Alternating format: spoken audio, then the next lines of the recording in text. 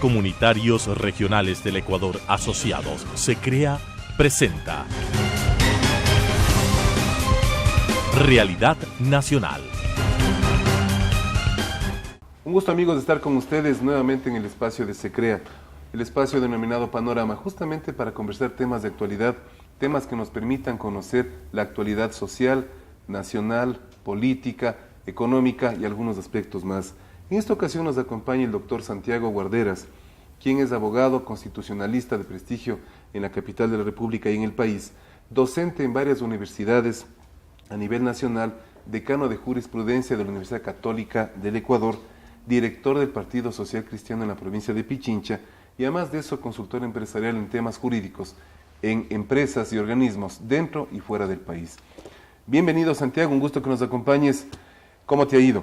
Roberto, muchas gracias, un saludo a los televidentes. Bueno, realmente preocupado, como todos los ecuatorianos, por la grave situación económica que vive el país. Vemos con mucha tristeza y además con indignación, yo diría, cómo todos los días empresas despiden a nuestros hermanos ecuatorianos, no hay fuentes de empleo, no hay liquidez, solamente se siente impuestos y el costo de la vida sube. Realmente que estamos en una situación de suma indignación, habiendo tenido la mayor cantidad de dinero por parte de este gobierno durante toda la historia del país, ver despilfarro, ver un endeudamiento, un hueco fiscal de 10.000 millones y una deuda que prácticamente se ha cuadruplicado, ¿no? Y ahora, por el tema de la refinería, en la cual se invirtieron 1.200 millones, están pretendiendo también aumentar la base del endeudamiento, porque supuestamente la refinería costaría 13.000 millones, con lo cual pretenderían aumentar la base a 50, o el techo más bien, el techo a 53.000 millones de dólares el endeudamiento del país. Increíble cantidades que ni escribiendo en papel, con lápiz, se podría alcanzar. Pero bueno, en esta media hora conversemos de esos temas y temas adicionales que realmente al Ecuador entero nos interesa. Y en el caso de SECREA, como un gremio de medios de comunicación donde estamos 45 canales de televisión de cobertura local, regional y nacional, estamos en estos días ni celebrando ni festejando, pero sí viendo como testigos que se conmemora los 3 años de la publicación de la Ley Orgánica de Comunicación. ¿Qué comentario del abogado, del conocedor constitucionalista sobre la Ley Orgánica de Comunicación, su proceso previo y la vigencia de este órgano legal? Yo creo que ha quedado demostrado en la historia que son 3 años de un lapidario cuerpo legal en contra de la comunicación, de los comunicadores y de las personas. Me parece que si nos hablan de la década de ganada, vamos a tener que decir que estos 3 años han sido, en cambio, la década oscura de la libertad de expresión. Porque con mucha propiedad, cuando se promulgó esta ley, creo que quienes hicimos muchas observaciones, quienes nos opusimos a este mamotreto, lo llamamos como ley mordaza. Y nos ha dado la razón el tiempo. Ya 3 años en los cuales prácticamente acabaron con el periodismo de investigación. No hay, porque justamente crearon el instrumento que necesitaba el gobierno para perseguir a los medios de comunicación, a los comunicadores e incluso a terceras personas. Hay más de 377 agresiones a la prensa y hay miles de procesos. Muchos de ellos, ojo, perdidos. No hay ahora ya la información en la Supercom sobre ciertos procedimientos seguidos a medios de comunicación, han desaparecido. Misteriosamente. Misteriosamente. Como aquí las cosas se olvidan, desaparecen y probablemente nos van a decir, perdimos error de buena fe, ¿no? ¿Qué a los medios de comunicación les han sancionado? Con la gravedad que la ley de comunicación establece que cada vez que se impone una sanción económica en determinadas infracciones, se va duplicando. Así es. ¿Qué es lo que se han visto los medios? Para no quebrar. Diarios tan importantes como el Universo. En una misma publicación, sacar extractos que la Supercom manda totalmente confeccionados.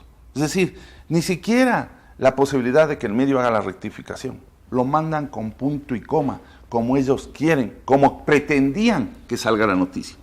Entonces yo creo que eso es definitivamente un atentado grosero a la libertad de expresión, a los medios de comunicación y naturalmente ahora lo que han conseguido es simplemente acallar a la prensa, que no hagan periodismo de investigación, porque inmediatamente tenemos como una espada de Damocles que les va a caer la sanción y puede llegar hasta la quiebra.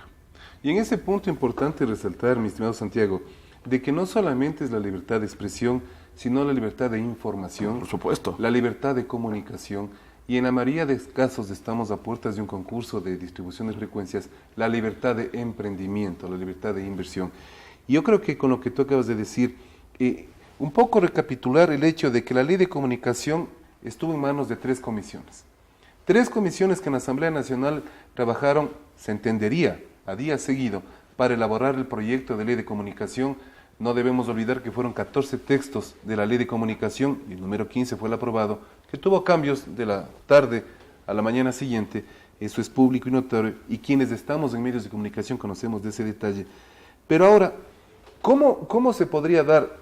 Tú no eres asambleísta, eres director provincial de un partido de mucha penetración a nivel nacional como el Partido Social Cristiano, pero ¿cómo es tu criterio de que 3 personas, 3 asambleístas que manejaron las mesas de diálogo, las mesas de elaboración de la ley de comunicación, no conocían cómo funciona un medio de comunicación?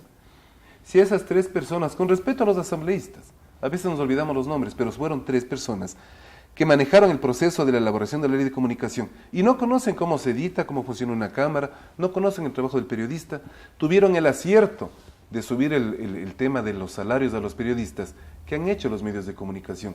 Simplemente no contratan periodistas profesionales. Detalles de ese estilo. Mira, Roberto, yo creo que es justificable probablemente que no conozcan estos términos, y para eso existe la posibilidad de escuchar a quienes están involucrados en los temas. Pero lo que es inconcebible es todo el atropello que hicieron, tanto al ordenamiento jurídico internacional como al nacional, y además al procedimiento legislativo.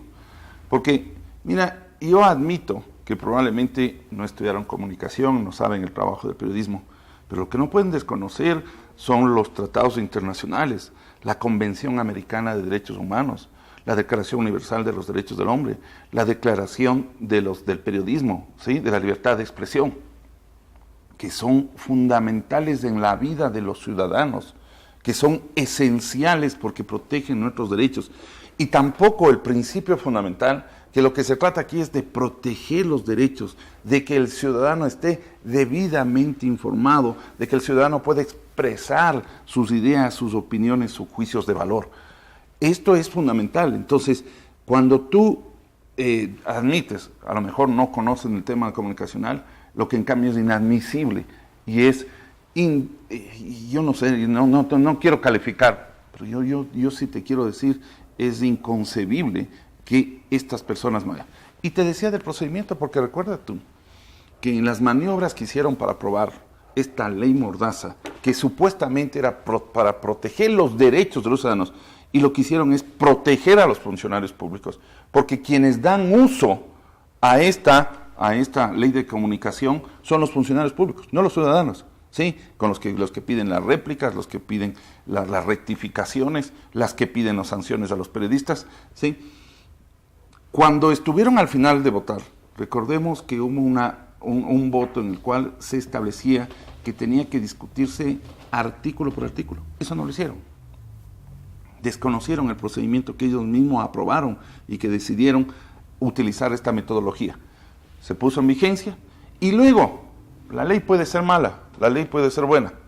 Tuvieron a la Supercom, que lo que ha hecho es atropellar todos los derechos consagrados en todos los tratados internacionales de derechos humanos, la Constitución y la ley, porque a través del reglamento también y resoluciones que ha expedido la Supercom se han ido sobre los reglamentos, sobre la ley, sobre los tratados internacionales. Eso daría a entender tal vez, Santiago, de que además del atropello, como tú mencionas, a los tratados nacionales e internacionales sobre libertad de expresión, existe linchamiento mediático en el país. Pero por supuesto, en el caso de la propia Supercom. Mira, yo te voy a hacer acuerdo de un tema que ocurrió hace un año, cuando se cumplían los 2 años de vigencia de esta ley. La Asociación Ecuatoriana de Periódicos del Ecuador sacó un comunicado respecto de los resultados de 2 años. A la Supercom, no solamente que no le gustó, sino que al medio, que fue el diario La Hora, que publicó, pagado por la asociación, le sancionó. Lo único que hizo el medio de comunicación es decir, recibió, identificó a la persona que contrató, lo que obliga la ley, publicó, la Supercom no le interesó y mandó el formato y le obligó a pagar a costa del diario La Hora y además a sancionarlo. Es decir, mira, aquí no ha habido, aquí simplemente lo que ha servido la Supercom es como instrumento del gobierno para acallar definitivamente y quebrar a los medios de comunicación con tantas infundadas resoluciones en las cuales se sanciona a vista y paciencia, de tal modo que a veces uno piensa que puede ser el mecanismo para poder sustentar inclusive la Supercom, porque recuerda que las multas ni siquiera van al presupuesto, sino que van a la Supercom. El Cordicom tristemente ha hecho reglamentos que tampoco han tenido ninguna trascendencia y por lo tanto tenemos un aparato que la única solución es desaparecerlo. Yo creo, y en eso hay una propuesta muy clara del Partido Social Cristiano, que de ganar la Asamblea, lo primero, una de las primeras tareas que se hará es derogar en su totalidad esta ley Mordaza. La ley Mordaza que obviamente, como se menciona por parte del doctor Santiago Guarderas, preocupa a los medios de comunicación, preocupa a los concesionarios, preocupa a los periodistas y seguramente a la colectividad que tal vez reciba información no tan imparcial como se manejaba antes. Un detalle importante para conocer el criterio del abogado, de la persona que conoce sobre medios de comunicación, ahora que estamos en 3 años de tener la ley de comunicación, ¿qué criterio frente a la repartición de las frecuencias? Se habla de un 33% medios privados, 33% medios públicos, 34% medios comunitarios. ¿Es viable, es lógico, es prudente? Bueno, en teoría, por supuesto, porque además eso está aprobado en la Constitución. Sí. La distribución de las frecuencias efectivamente debería hacerse de manera proporcional, 33 para los privados, 33 para los públicos y 34 para los comunitarios.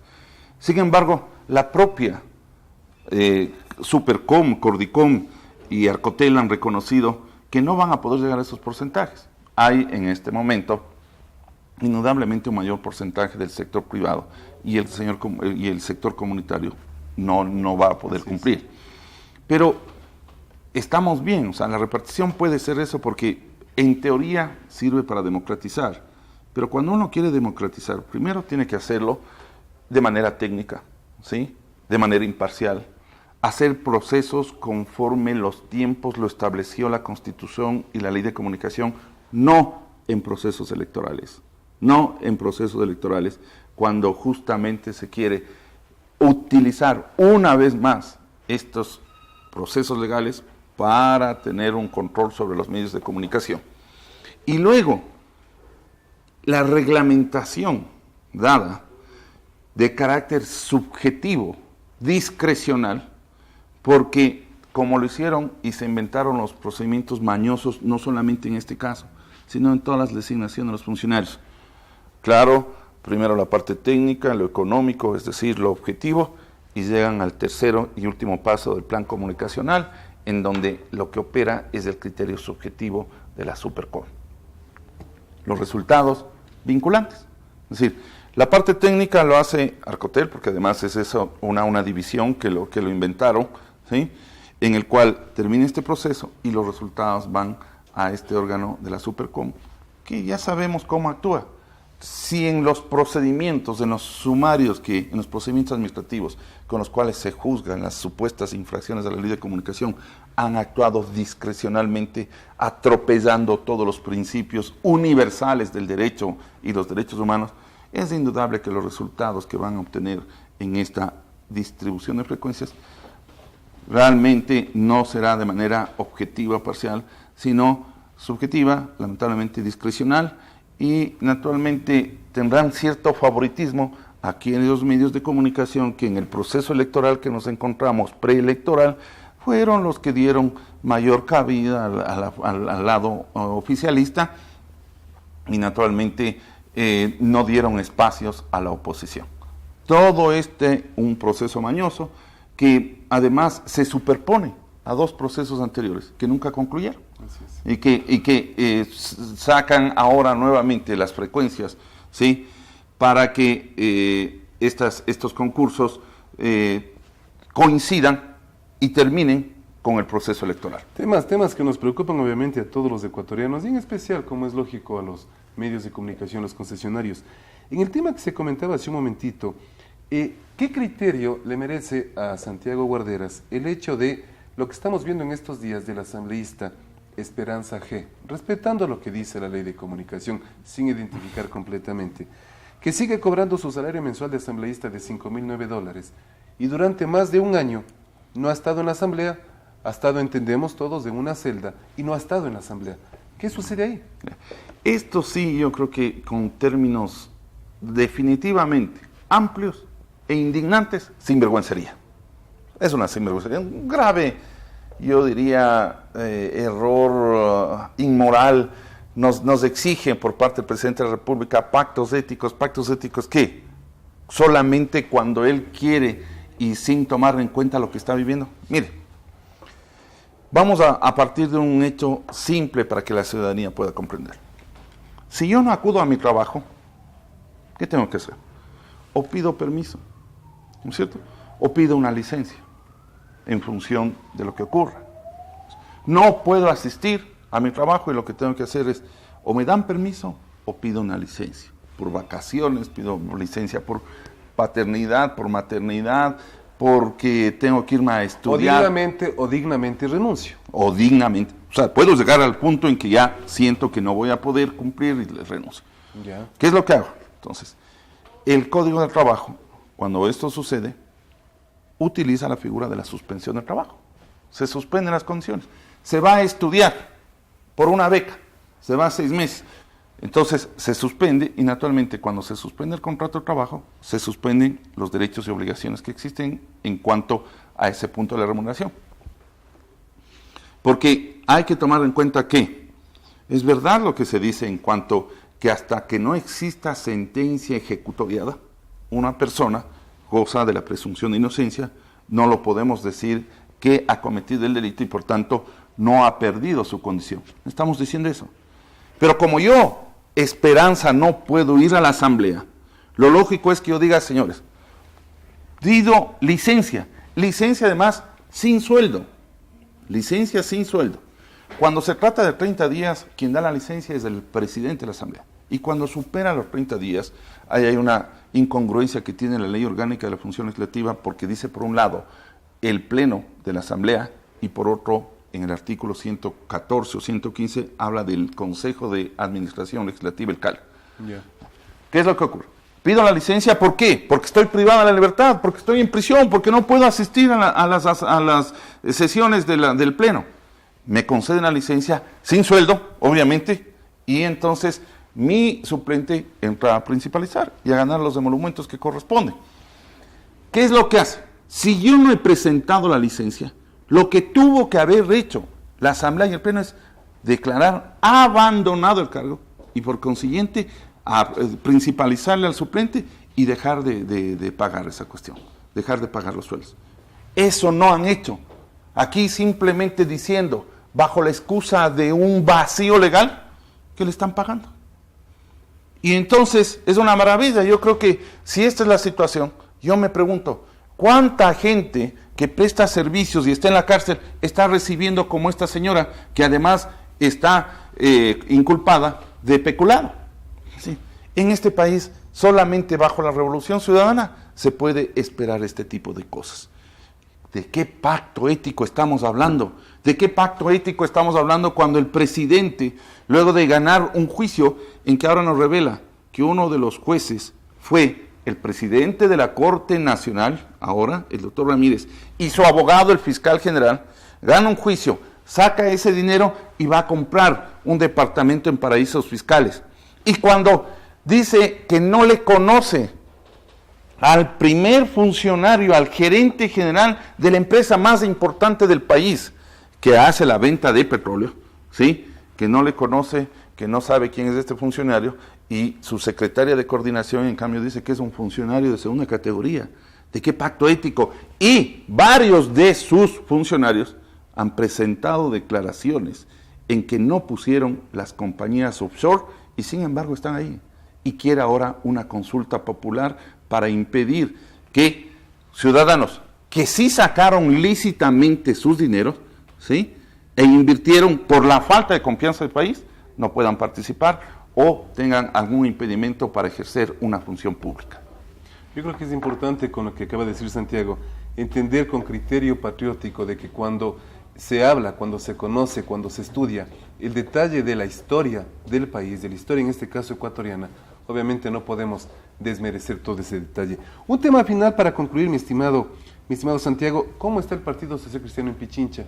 ¿Cómo está el proceso de la organización política? Como último tema del día. Bueno, realmente estamos muy contentos. Yo diría que el trabajo está dando sus frutos, porque lo que hemos hecho es justamente encontrar una estructura en donde la participación ciudadana sea el eje fundamental. Nos hemos acercado a los líderes barriales, a los dirigentes, nos hemos acercado al pueblo para receptar sus opiniones, para pedirle que se integre a un movimiento, a un partido, a una organización que tiene por propósito defender las libertades y derechos que han sido conculcadas por este gobierno, para defender la democracia, una división de poderes, una justicia independiente y fundamentalmente para cambiar el modelo económico que permita progreso en libertad.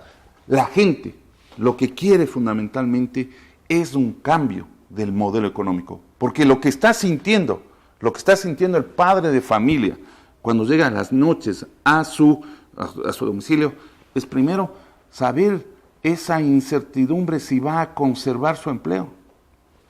Dado todos los problemas económicos, las asfixias que existe a las empresas que están motivando el cierre y los despidos, uno ya, el padre de familia no sabe si mañana le van a decir, aquí está tu cheque final. Y luego, cuando ya ha sucedido esta trágica noticia del despido, va a buscar empleo. No existe un empleo. Lo mismo ocurre con los jóvenes que están viendo sus padres, sus abuelos, que no consiguen esa forma digna de vivir, de mantenerse, porque yo pregunto, ¿qué ecuatoriano puede vivir sin esta posibilidad de tener un medio para poder sustentar su familia? Todas las cosas han subido. El 14% lo paga desde el más pobre, del que no tiene nada, como lo gana, lo paga el rico. Es un impuesto regresivo. Y ve que todos los días la carestía de la vida y carestía. ¿Por qué creen los ciudadanos, y Roberto tú, que todos los ecuatorianos lo que están pensando a partir del jueves es ir a Colombia a consumir? ¿Usted cree que son vendepatrias, como nos dicen los ecuatorianos, como nos dice el presidente de la República, cuando allá los costos son 500% menos, 5 veces menos del costo real que tiene aquí el país? ¿Y por qué? Por la tosudez, por este ego que tiene el presidente de no hacer caso a la oposición, porque hay muchas cosas muy importantes que se le ha dicho: eliminar las salvaguardias, disminuir el impuesto a la renta, disminuir el impuesto de salidas, es decir, se le ha dado soluciones que él se niega a aplicar. Simplemente, ¿por qué? Porque no quiere ceder frente a lo que puede ser la oposición, que lo que está haciendo es contribuyendo a que se pueda mejorar esta crisis económica, esta quiebra económica que está empobreciendo a los ecuatorianos, que no está saliendo a la riqueza. Tanto así que no se olvide, 6 de cada 10 ecuatorianos ahora no tienen empleo. Temas importantes como estos, la ley de comunicación, los 3 años de la ley de comunicación, detalles de asambleístas que cobran sueldos sin trabajar y detalles ya políticos, seguiremos tratando en otras entrevistas que haremos con Santiago Guarderas, justamente porque a los ecuatorianos nos interesa que este diálogo, estos formatos de opinión nos permitan conocer más de nuestro Ecuador. Amigos, les agradecemos por su presencia. Santiago, muy gentil por tu compañía, y estamos hasta la próxima semana. Un gusto. Transmitida por Unción, Nord Visión, Color TV, Oca TV, Canela TV, TV+, UCSG Televisión, Costranera, ABC TV, TV Norte, V Televisión, TV Agro, Manavisión, TV Manavita, Saracay TV, Teleandina, RTU, Asomavisión, Telesucesos, Unimax, Ecovisión, Lidervisión, TBS, Ecuavisión, Telegalápagos, Telemar, Televisión Católica, Los Encuentros. Canales Comunitarios Regionales del Ecuador Asociados. SECREA presentó Realidad Nacional.